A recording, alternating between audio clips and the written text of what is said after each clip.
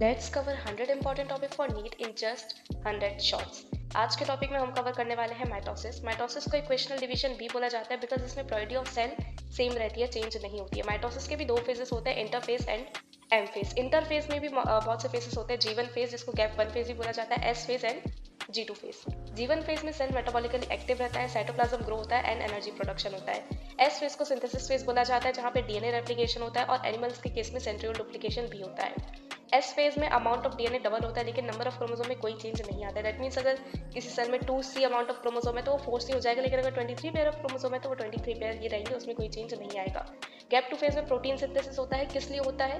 Microtubules का synthesis होता है आगे जाके स्पिंडल फाइबर्स बनाने के लिए। इसमें उन्हीं माइक्रोट्यूब्यूल्स का सिंथेसिस होता है। सेल ग्रोथ होती रहती है, साइटोप्लाज्म कंडेंसेशन होता रहता है, एडीपी प्रोडक्शन होता रहता है। इसके बाद आता है एम फेज। एम फेज के भी दो फेजेस होते हैं, कैरियोकाइनेसिस एंड साइटोकाइनेसिस। साइटोकाइनेसिस अपन पढ़ेंगे नेक्स्ट लेक्चर में बिकॉज इसके भी बहुत से टाइप्स होते हैं, जैसे cell furrow, cell plate.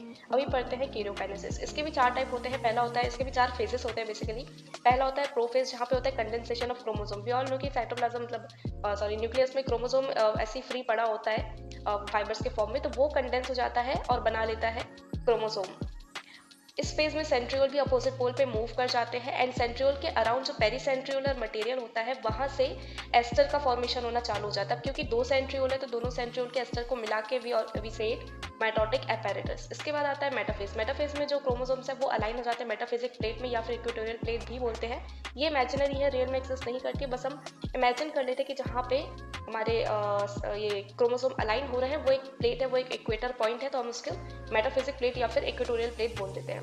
Spindle fibre जाके फाइनली काइनेटोकोर पे अटैच हो जाते हैं and this phase is best to study the morphology of chromosome because chromosome fully condense है, तो हम इसकी मॉर्फोलॉजी इससे अच्छे से स्टडी कर सकते हैं। देन आता है हमारा एनाफेज। एनाफेज में फाइनली होता है स्प्लिटिंग ऑफ सेंट्रोमियर, यानी कि जो क्रोमोसोम जो सिस्टर क्रोमैटिड्स थे जो पहले एक दूसरे से अटैच थे, ऊपर वाला ऊपर खिंच जाता है, नीचे वाला नीचे खिंच जाता है, तो इस तरीके से स्प्लिटिंग ऑफ सेंट्रोमियर यानी कि सिस्टर क्रोमैटिड्स का जो सेंट्रोमियर है वो ब्रेक डाउन हो जाता है, दोनों क्रोमोसोम अलग अलग हो जाते हैं।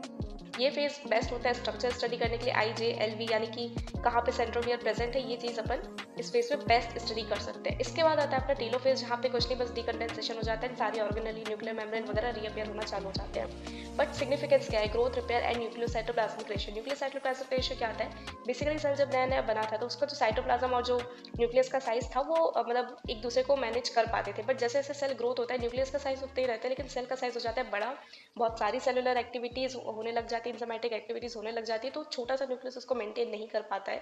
तो न्यूक्लियस बस डिवाइड करके दो सेल वापस से बना लेता है ताकि उसको उस साइटोप्लाज्म को जो भी सेल है जो भी सेल की एक्टिविटी है वो उसको